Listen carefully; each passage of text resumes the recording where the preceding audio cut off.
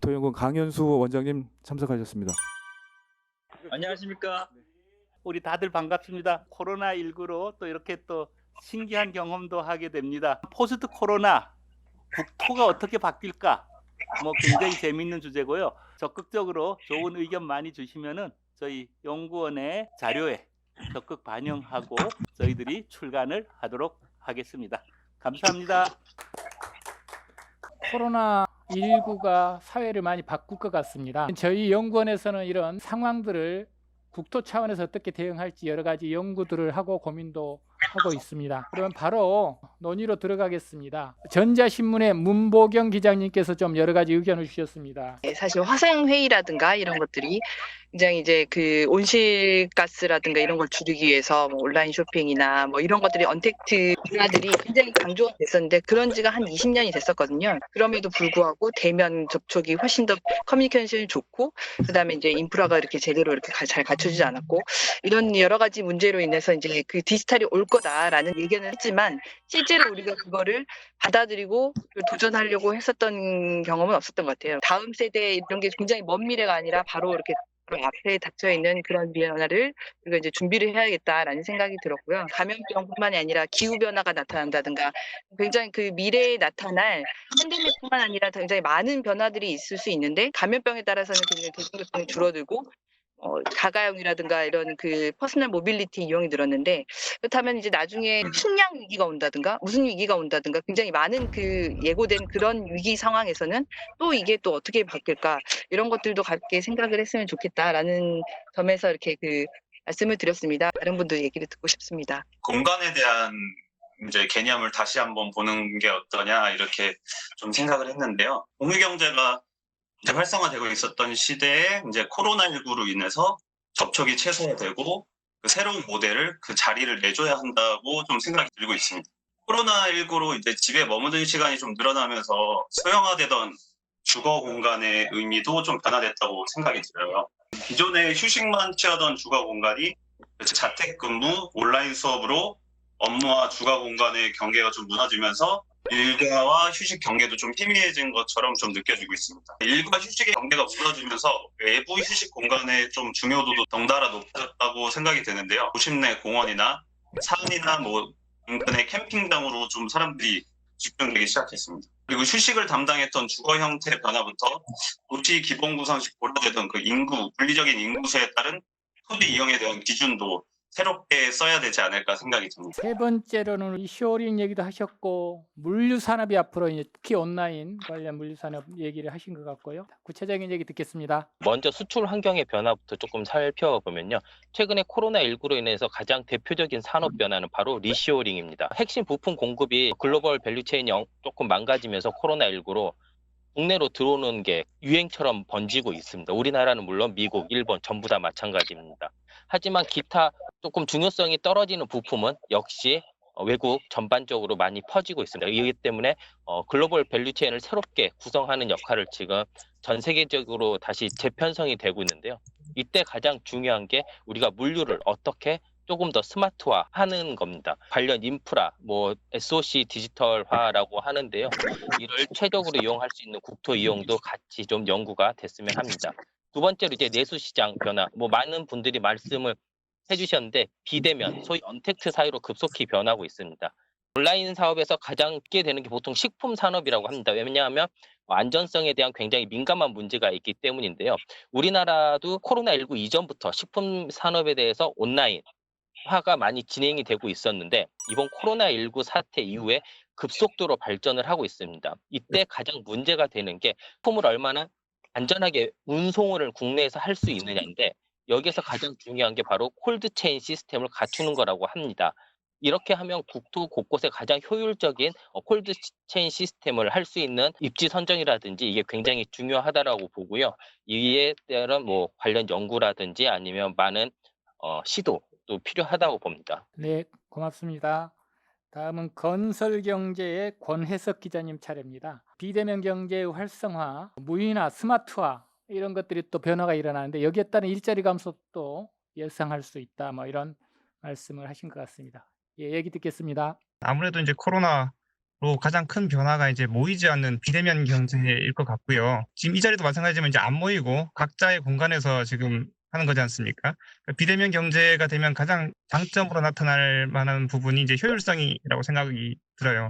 예전처럼 뭐 이렇게 모여서 회의를 했다면 이제 저도 뭐 버스를 타든 뭐 운전을 하든 이동을 해서 아마 국토연구원 사무실에 가야 될 텐데 이게 뭐 그냥 일하다가 접속을 해서 지금 얘기를 하고 있으니까 아무래도 이제 버리는 시간들이 줄어들 테고 사람이 모이지 않고 일을 처리하는 방식으로 되다 보니까 특히 건설 같은 경우에는 이제 많은 사람들이 모여서 뭐 도로를 건설을 하든 주택을 짓든 모여서 하는 일들인데 안 모이는 쪽으로 이제 기술 발달이 될 가능성이 크고 그냥 무인화 시대가 되겠죠. 그래서 집에서 앉아서 저처럼 이제 뭐 건설 기계들을 조정을 한다든지 뭐 하는 시대가 이제 뭐 오지 않을까라는 뭐 예상도 해봅니다. 이게 이제 꼭 긍정적일 거냐라고 봤을 때 뭐 꼭 그렇지만은 않을 거라고 생각이 듭니다. 그러니까 사람이 안 모이고 일이 다 되기 때문에 이제 사람들이 많이 필요가 없겠죠. 그러니까 해고가 많아질 수 있고 일자리를 잃는 사람들이 이제 크게 증가할 거라고 예상이 됩니다. 뭐 또 분야에서 뭐 그런 실업과 관련돼서 또 연계해서 생각해 볼 분이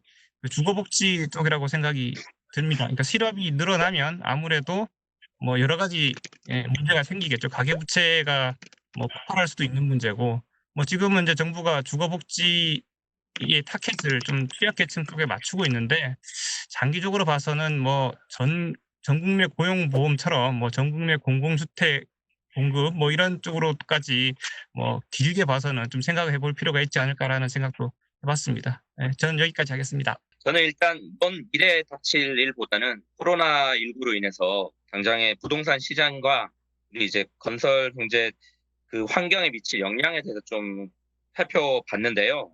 일단 지금 주변에 이제 사람들 관심이 많이 갖다 보니까 부동산 시장 자체가 지금 계속 좀 뜨뜻미지근한 상태였었잖아요. 그러다 보니까 이제 정부의 시장 규제들이 대부분 다 가격 상승을 억제하는 데 지금 치우쳐 있습니다.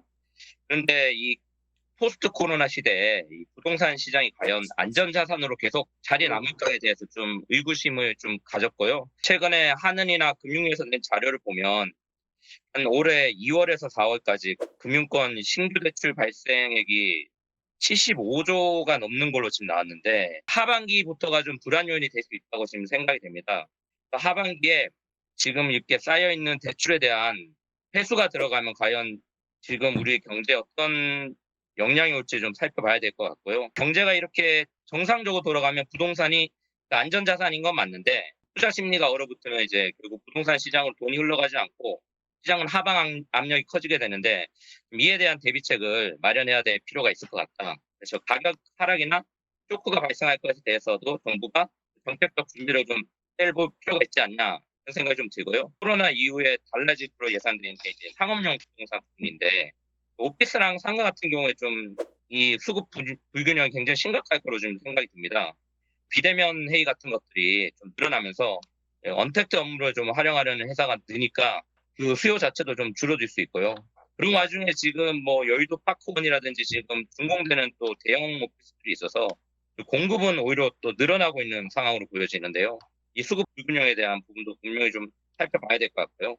상가 같은 경우도 좀 심각하게 좀 문제가 있을 것 같은데 지금 보면 뭐 산자부 자료를 봐도 유통업체 매출에서 온라인은 줄고 오프라인은 줄어드는 경향이 뚜렷합니다.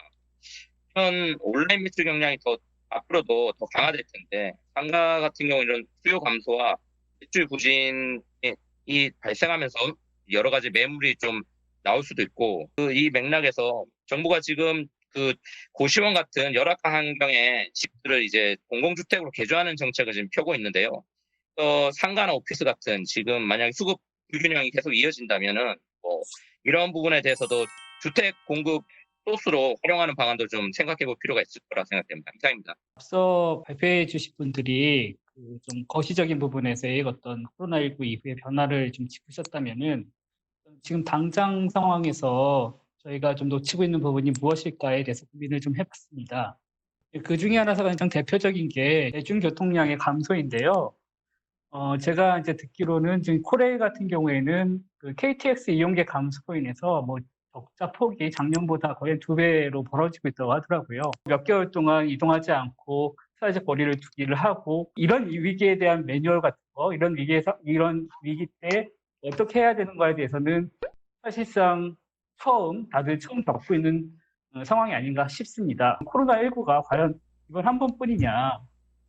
이에 대해서는 대부분 많은 그 전문가들이 이제 앞으로 이런 그 질병, 바이러스성 질환들이 주기적으로 나타날 것이고 이거에 따른 어쨌든 간에 현재로서 가장 큰 그 대책은 사회적 거리두기라든가 이런 이동량의 감소가 현재로서는 가장 확실한 방법이기 때문에 이런 상황에 대해서 염두에 두고 매뉴얼을 만들어서 계획을 짜야 되는데 이거에 대해서 이제 저희가 많이 부족하지 않았나.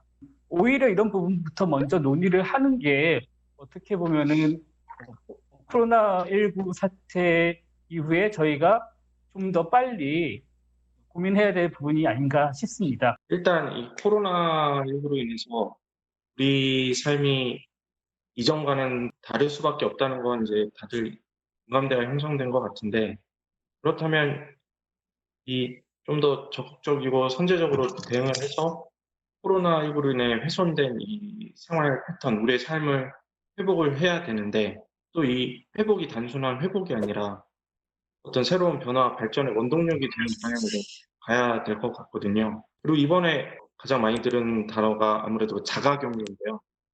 이 자가격리를 집 안에서 확실하고 안전하고 효율적으로 할 수 있는 시설이 이게 방법이 있다면 좋겠다 생각을 했는데 한마디로 이제 가구 내에 음압실을 만들 수 있다면 얼마나 좋을까 이런 생각을 했는데 식기와 배기 시스템을 분리함으로써 충분히 그 가구 내 방 하나를 음압실처럼 이렇게 밀폐해서 만들 수 있다는 얘기를 들었거든요. 현재는 이제 대부분의 아파트가 흡기와 배기관을 공유하고 있는데 이걸 주택 설계 단계부터 분리해서 시공하면 충분히 이걸 기술적으로 할 수 있다. 그런 얘기를 들었는데 이게 실제로 적용이 된다면 굉장히 유의미한 변화가 되지 않을까. 마지막으로 뉴스원의 김희준 기자님께서 조금 종합적으로 말씀해 주시면 고맙겠습니다. 저는 그 화상이 하면은 이렇게 사복을 입는데 셔츠를 이렇게 잘라갖고 요만큼만 보이게 하는 의류를 만들어서 팔아볼까 이런 생각하고 있는데 최 기자는 음악병동을 생각하고 이렇게 참 수준의 차이가 있다. 교통도 변하고 일단 우리가 기본적으로 생각했던 주거 여건도 변하고 다양한 게 코로나19로 인해서 영향을 받고 있고요.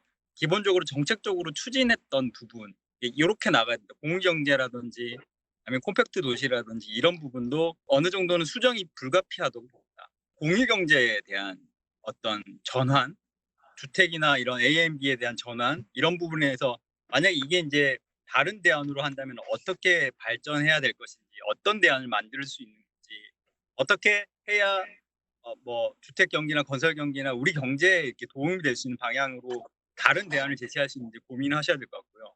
여러 가지 대안과 방안과 고민을 그때마다 경우의 수만큼 마련을 하셔야 되는 지금 상당히 심각한 분기점이 있다고 보는데 이 부분에서는 저희 이제 국토부 기자단을 비롯해서 많은 언론들도 여러 가지 다양한 현명한 대안을 같이 제시해서 도와드리겠습니다. 근데 국토연구원의 이제 역할이 이제 이번을 기점으로 이런 것에 대한 대안을 촘촘히 마련함으로써 그리고 이번 대화를 통해서 좀 훨씬 더 확장하고 커졌으면 좋겠다는 생각합니다. 마지막 멘트를 마치겠습니다.